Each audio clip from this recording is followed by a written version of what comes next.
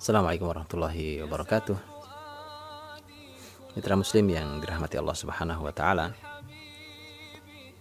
Setiap kita membaca sejarah Rasulullah sallallahu alaihi wasallam di dalam buku-buku sejarah, kita selalu akan dimulai dengan suguhan pembahasan tentang masalah keadaan sebelum Nabi Muhammad SAW lahir.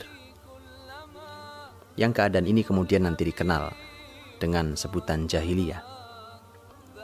Kata jahiliyah bukan kata yang dibuat oleh sejarah, tetapi itu adalah kata yang langsung dicantumkan di dalam kitab suci Al-Quranul Karim. Kita perlu membahas ini karena ini memiliki pelajaran mahal bagi kita.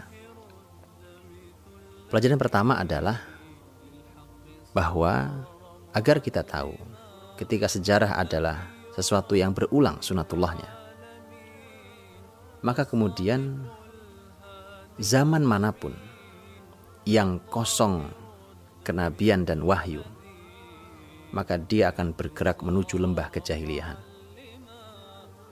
Seperti zaman itu, saat sebelum Rasulullah Muhammad SAW lahir, zaman itu disebut sebagai zaman fatrah minar rusul, zaman kekosongan kerasulan.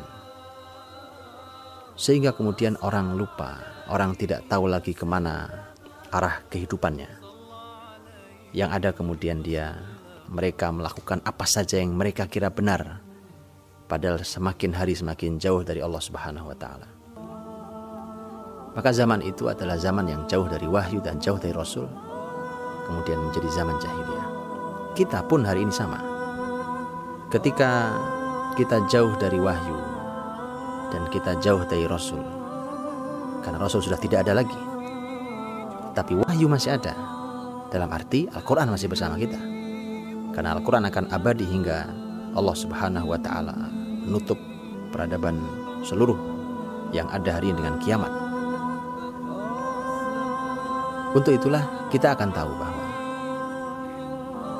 pribadi, keluarga, masyarakat, negara, dunia ini, asal dia jauh dari panduan Al-Quranul Karim dan jauh dari petunjuk Rasulullah SAW, pasti akan menjadi masyarakat jahiliyah.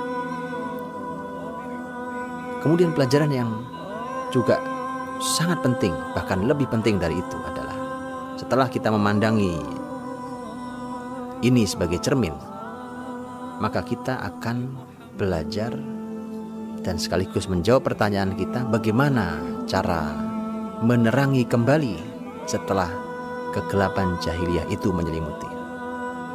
Apa solusinya? Disinilah kemudian kita nanti akan mendapatkan pelajaran dari sejarah Rasulullah SAW, bahwa beginilah cara untuk menghilangkan kejahilian itu, untuk mengembalikan cahaya Islam itu di muka bumi.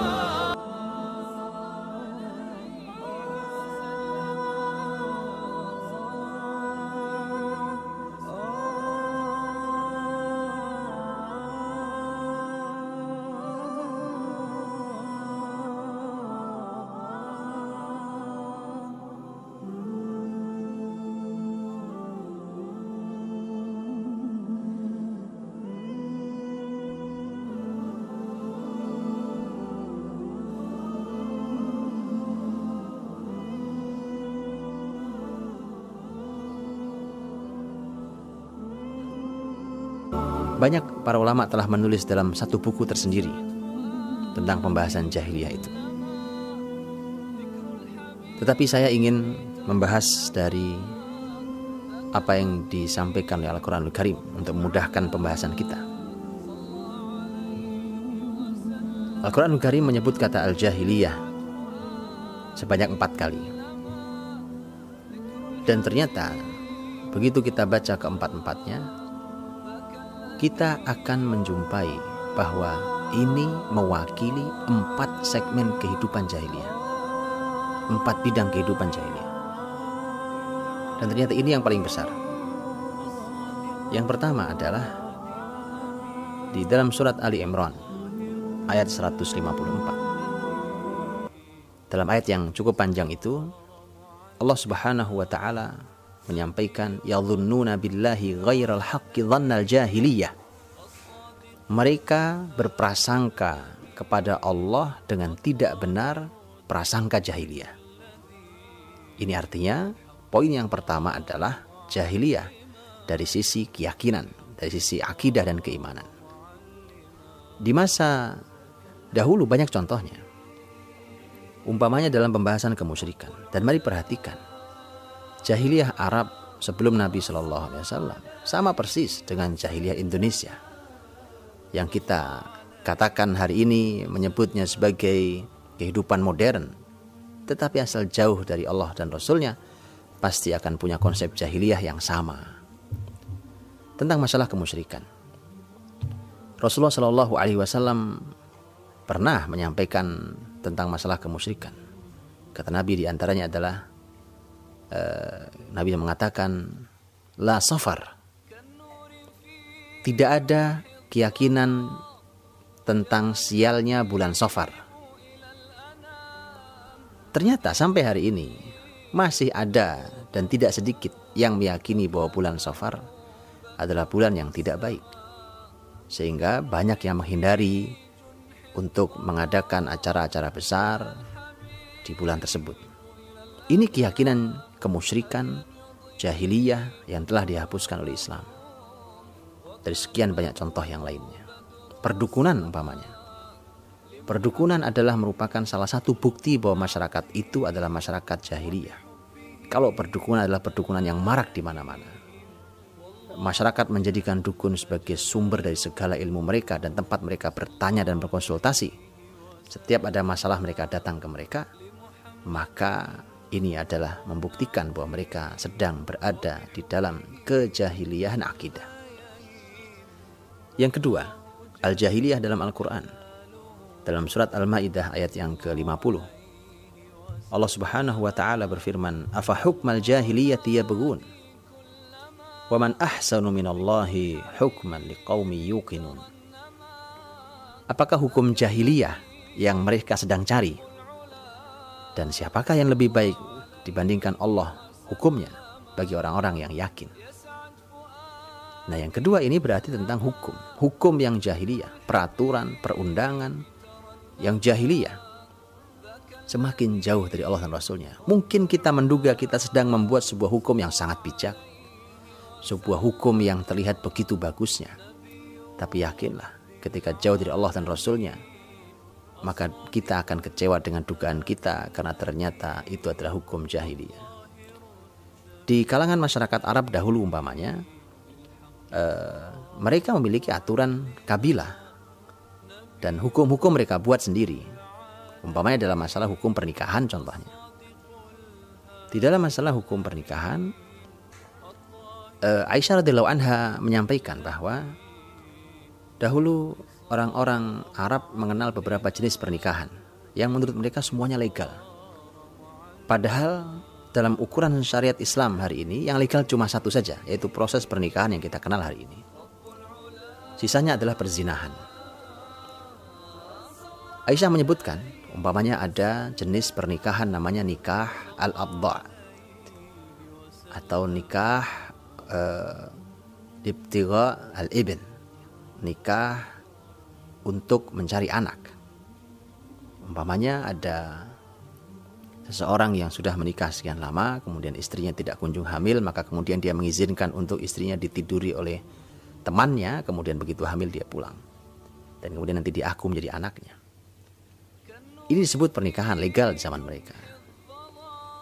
Kemudian pelacuran, oleh mereka pun mereka anggap sebagai sebuah pernikahan, dan itu mereka anggap legal di masyarakat. Dan ternyata hari ini, jahiliyah hari ini itu bisa lebih buruk dari jahiliyah Arab saat itu, karena saat itu tidak ada pernikahan sejenis. Dan hari ini bahkan mereka sudah menuntut untuk disahkan pernikahan sejenis itu. Bahkan di negara tertentu sudah disahkan pernikahan sejenis itu. Jadi lebih buruk. Jadi ini hukum jahiliyah di segala hal, hukum jahiliyah. Yang ketiga, Allah Subhanahu wa ta'ala berfirman di dalam surat Al-Ahzab ayat yang ke-33, wa qarna fi buyutikunna wa la tabarrajna tabarrujal jahiliyatil ula. Ini berbicara tentang ummahatul mukminin, yaitu tentang istri-istri Nabi sallallahu alaihi wasallam. Menetaplah kalian para wanita di rumah-rumah kalian dan jangan berpenampilan jahiliyah. Penampilan jahiliyah, ini yang ketiga. Penampilan jahiliyah artinya bahwa ternyata ketika penampilan itu mendapatkan porsi yang khusus dalam Quran, maka ini artinya kerusakannya sangat luar biasa. Penampilan jahiliyah. Dan inilah yang akan menyebabkan maraknya sebuah kemaksiatan. Bahkan hingga kemaksiatan zina. Maka dari itu dia mendapatkan sebuah perhatian. Dan dalam Islam, penampilan adalah merupakan bukti iman seseorang. Sehingga di dalam Islam yang juga sangat diperbaiki adalah tentang masalah penampilan seseorang. Bagaimana cara laki-laki berpenampilan, bagaimana cara wanita berpenampilan. Dan perhatikan hari ini, semakin orang jauh dari Allah dan Rasulnya, semakin orang bertelanjang. Dan bahkan mereka minta untuk dilegalkan. Dan mereka menyebutnya sebagai ekspresi diri, ekspresi jiwa, atau mungkin ekspresi seni dalam bahasa mereka. Tapi yang jelas adalah penampilan jahiliyah. Dan yang terakhir adalah firman Allah Subhanahu wa taala dalam surat Al-Fath ayat yang ke-26. Allah berfirman, "Idz ja'alal ladzina kafaru fi qulubihimul hamiyyah hamiyatal jahiliyah." Ketika Allah menjadikan orang-orang kafir di dalam hati mereka ada kesombongan jahiliyah.